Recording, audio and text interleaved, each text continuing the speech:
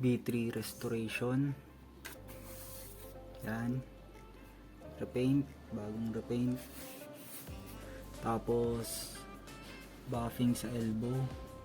Pati yung tip binaffing ko na rin. Yan. Heat guard. May crack kaya baka bumili na ako ng blanco. Tapos tanggalin natin yung emblem. Ilagay natin to. Blanco yung walang emblem. Mas mura kasi. Eto guys, sa B8 B3 restoration natin, eto ginamit ko pang buffing. Timeless. Water based. Dito yan. Pakita ko na lang yung before kasi yung banda rito di ko binaffing kasi nakatakip naman. Tapos eto yung ginamit kong spray paint. Bounty. Flat black. Number 4 yung code.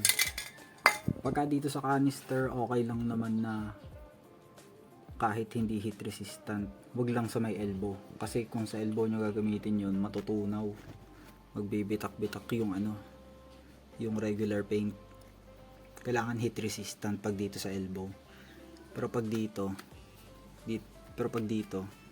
dito lang okay na yun. Basta wag nyo lang lilihain masyado ng sobrang alis yung original paint kasi ako kininis ko lang maganda naman yung naging result, makinis naman.